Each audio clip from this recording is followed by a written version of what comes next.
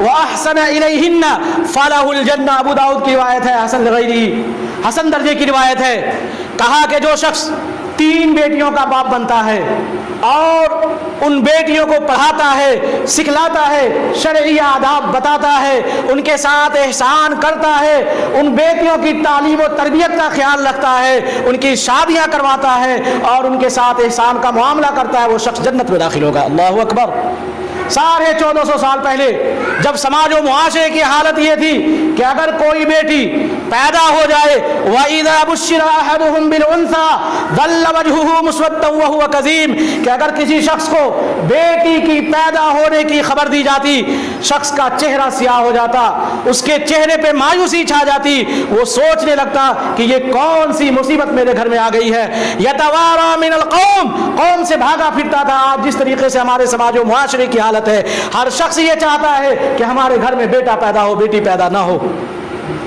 یہی حالت زمانہ جاہلیت میں تھی کہ ہر شخص کی یہ خواہش ہوتی تھی کہ بیٹا پیدا ہو، بیٹی پیدا نہ ہو۔ اسلام نے کہا اگر بیٹی پیدا ہو تمہارے چہرے سیاہ نہ ہو، اللہ رب العالمین کی رحمت سمجھو، بیٹیوں کو پڑھاؤ، لکھاؤ، شرعی آداب سکھلاؤ اور دیندار لڑکے سے شادی کرواؤ، فلاح الجنہ، اس کا ٹھکانہ جنت ہے۔ اسلام نے جس طریقے سے مردوں کی تعلیم پہ دھیان دیا ہے، عورتوں کی تعلیم و تربیت میں بھی انتہائی دھیان دیا ہے اسلام نے۔ طلب العلم فریضۃ علی کل مسلم، حسن درجے کی روایت ہے کہ علم کا طلب کرنا ہر مسلمان پر فرض ہے۔ کون سا علم فرض ہے؟ وہ علم جس کے ذریعے سے آپ اپنے رب کو پہچان سکیں، وہ علم جس کے ذریعے سے آپ اپنے دین کو پہچان سکیں، وہ علم جس کے ذریعے سے آپ اپنے نبی کو پہچان سکیں۔ اتنا علم حاصل کرنا ہر مسلمان پر ضروری ہے، فرض ہے، واجب ہے، جس کے ذریعے وہ اپنے رب کو پہچانے، اپنے نبی کو پہچانے، اپنے دین کو پہچانے اور اللہ رب العالمین نے جو واجبات، جو منہیات ان پر مقرر کیے ہیں ان کو پہچانے۔ ہر مسلمان کے اوپر اس کا طلب کرنا، اس کا سیکھنا فرض ہے، واجب ہے۔ آپ کل قیامت کو یہ کہہ کے نہیں بچ سکتے کہ اے اللہ میں غیروں کے دربار میں جاتا تھا، اپنے سر جھکاتا تھا، تجھ کو چھوڑ کر کسی اور سے بیٹے بیٹیاں مانگتا تھا کیونکہ مجھے معلوم نہیں تھا۔ یہ نہیں چلنے والی، آپ کی بات نہیں چلنے والی ہے کہ ہمیں علم نہیں تھا کہ تیرے علاوہ کسی اور کے در پہ جانا شرک ہے، ہمیں معلوم نہیں تھا، نہیں چلے گی، ورنہ سارے مشرکین، سارے کفار بچ جائیں گے۔ ہمیں معلوم نہیں تھا کہ تیرے علاوہ کسی اور کی عبادت نہیں کی جا سکتی، ہمیں معلوم نہیں تھا کہ تیرے علاوہ کسی اور کے سامنے یہ جبین خم نہیں ہو سکتی، اس لیے ہمیں معاف کر دے۔ نہیں، اتنا علم حاصل کرنا جتنا آپ کے اوپر فرض کیا گیا ہے دین سے، نبی سے، اللہ رب العالمین کو پہچاننے سے واجب اور فرض ہے۔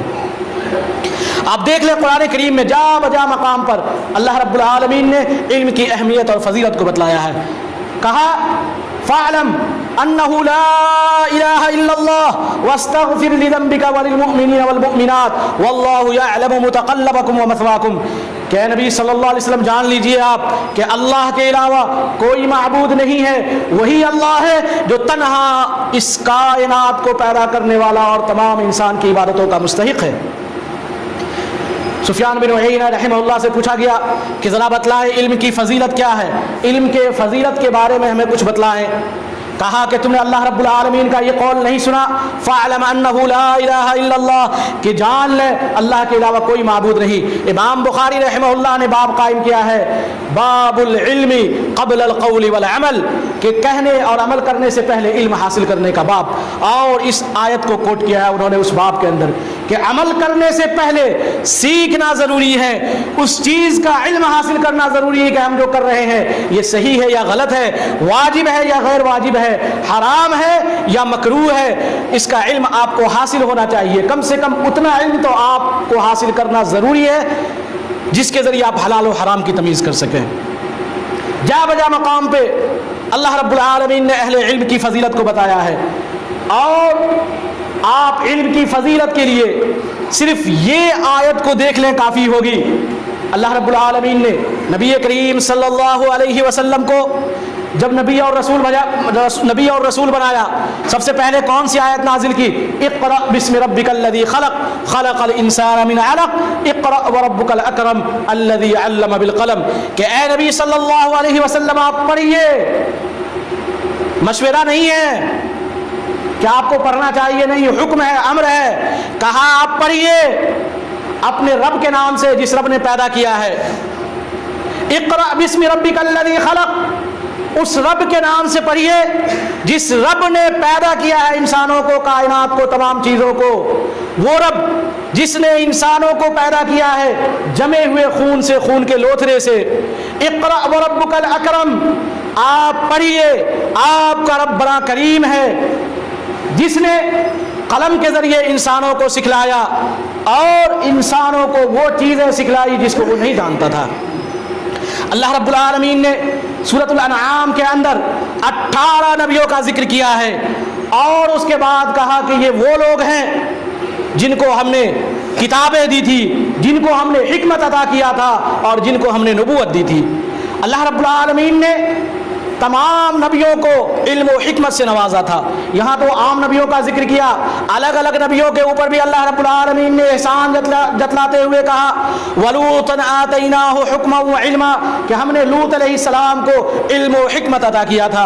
اللہ رب العالمین نے یوسف علیہ السلام کے بارے میں کہا وَلَمَّا بَلَغَ أَشُدَّهُ آتَيْنَاهُ حُكْمًا وَعِلْمًا، کہ جب وہ پختگی کی عمر کو پہنچ گئے، جب وہ بالغ ہو گئے، عاقل ہو گئے، ہم نے ان کو علم و حکمت عطا کی.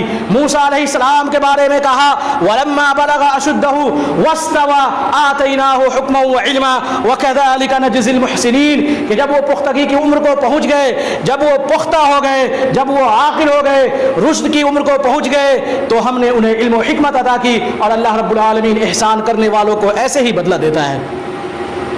بے شمار مقامات پہ اللہ رب العالمین نے علم کی، علماء کی اہمیت اور فضیلت کو بتلایا ہے.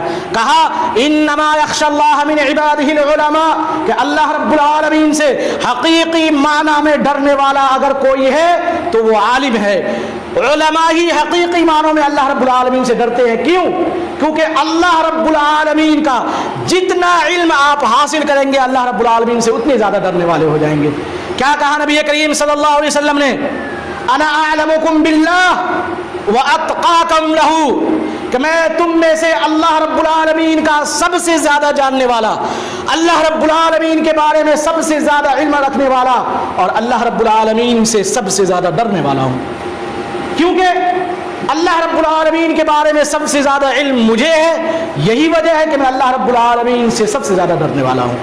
انما یخشی اللہ من عبادہ العلماء، ڈرتے تو سب مسلمان ہیں اللہ رب العالمین سے، لیکن ڈرنے کا جو حق ہے وہ صرف علماء ادا کرتے ہیں.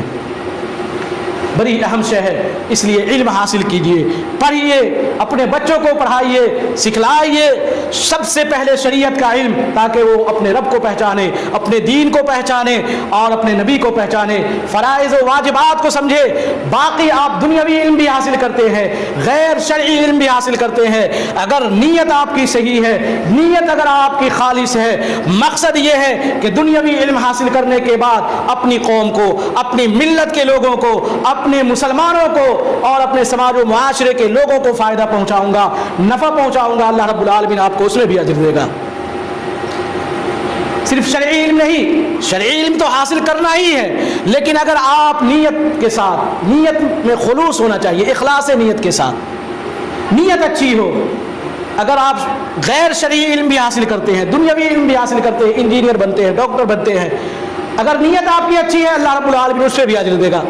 آپ دیکھ لیں نبی کریم صلی اللہ علیہ وسلم نے بدر میں جو لوگ قیدی بن کے آئے کہا ہمارے بچوں کو سکھلا دو، جنہیں پڑھنا لکھنا آتا ہے ہم تمہیں آزاد کر دیں گے. تمہاری آزادی یہی ہوگی کہ تم ہمارے بچوں کو پڑھنا لکھنا سکھلا دو. آپ دیکھیں میدان جنگ میں صحابیات جایا کرتی تھی اور زخمیوں کے مرہم پٹی کیا کرتی تھی. کیا ہے یہ میڈیکل سے تعلق رکھتا ہے. تو اگر آپ کوئی بھی علم حاصل کرتے ہیں، نیت آپ کی اچھی ہے، اللہ رب العالمین اس پہ آپ کو اجر دے گا. اور یاد رکھیں نبی کریم صلی اللہ علیہ وسلم کا وہ فرمان صحیح مسلم کے اندر من سلک طریقا یلتمس فیہ علما سہل اللہ لہ بہ طریقا الی الجنہ، کہ جو شخص حصول علم کی راہ میں نکلتا ہے، جو شخص علم حاصل کرنے کے لیے نکلتا ہے، اللہ رب العالمین اس کے لیے جنت کی راہ آسان کر دیتا ہے. اگر آپ حصول علم کی راہ میں نکلے ہوئے ہیں، اللہ رب العالمین نے آپ کے لیے جنت کی راہ کو آسان کر دیا. جب آپ مر جائیں گے سارے اعمال کا سلسلہ ختم ہو جائے گا. جب آپ مر جائیں گے آپ کے اندر عمل کرنے کی طاقت اور صلاحیت نہیں رہے گی. لیکن یہ علم نفع بخش علم ایسی چیز ہے کہ مرنے کے بعد بھی آپ کو نفع پہنچائے گی. کیا کہا نبی کریم صلی اللہ علیہ وسلم نے؟ اذا مات الانسان انقطع عمله الا من ثلاث صدقۃ جاریہ او علم ينتفع به او ولد صالح يدعو له. کہ جب انسان مر جاتا ہے اس کے تمام اعمال کا سلسلہ منقطع ہو جاتا ہے, ختم ہو جاتا ہے سوائے تین چیزوں کے. کیا؟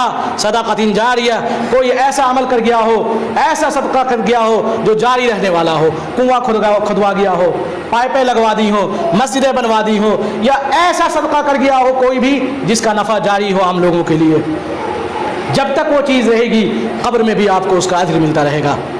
او علم ينتفع به, یا ایسا علم جس کا نفع پایا جائے, جس سے نفع اٹھایا جائے, جو لوگوں کے لیے سود مند ہو, نفع بخش ہو, مرنے کے بعد بھی اس کا اجر آپ کو ملے گا.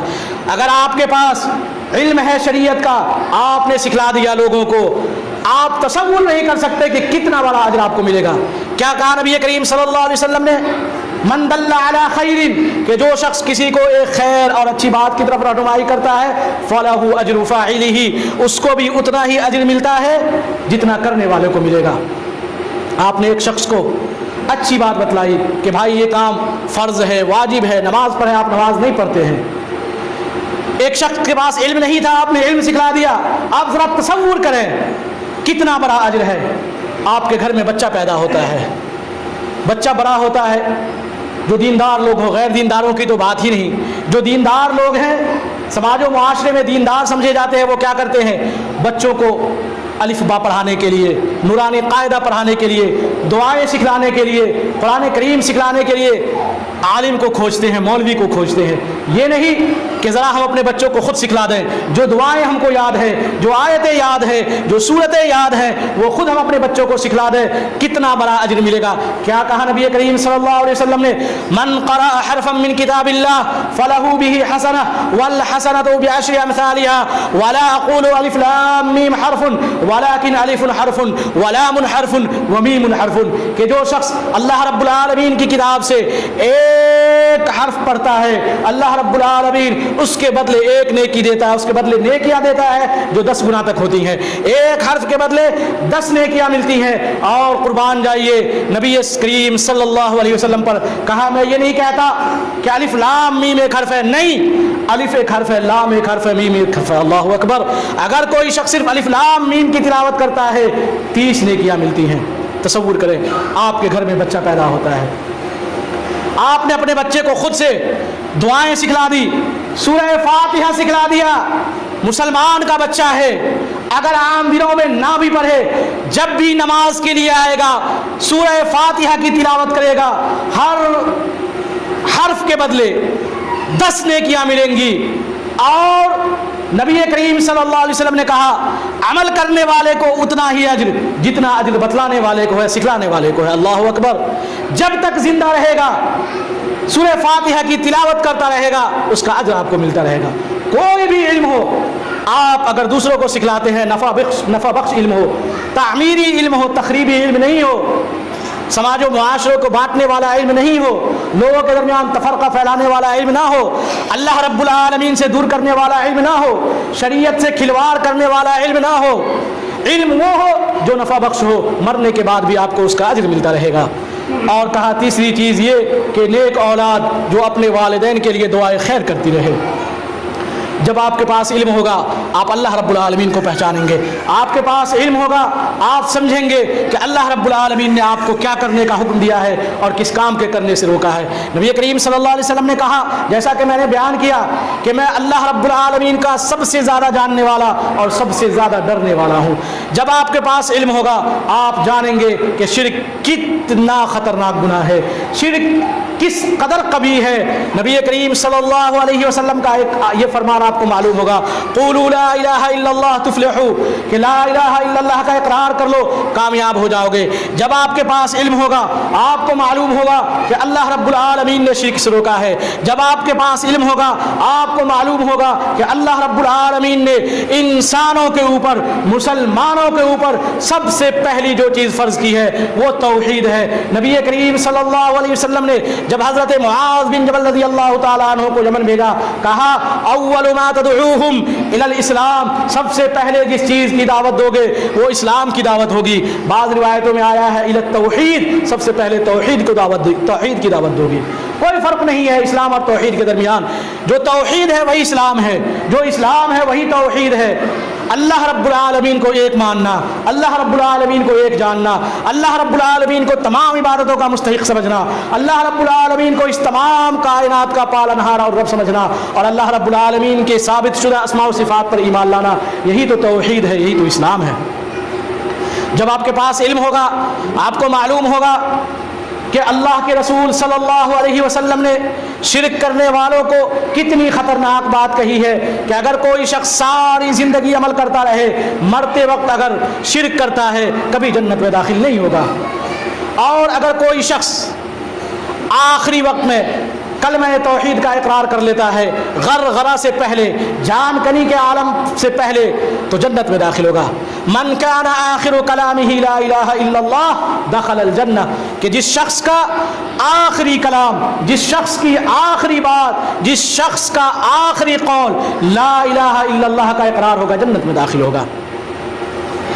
ये इल्म ही थी, ये इल्म ही वो शय है कि जिसने अरब के बद्दुओं को, शहरों में रहने वाले जाहिलों को नबी करीम सल्लल्लाहु अलैहि वसल्लम जब इस कायनात में तशरीफ़ लाए, आपने उन्हें ऐसी तालीम से आरास्ता किया, इस तरीक़े से उन्हें सिखलाया, इस तरीक़े से उन्हें पढ़ाया कि देखते देखते सारी दुनिया में फैल गए, सारी दुनिया के हुक्मरान और सरदार हो गए।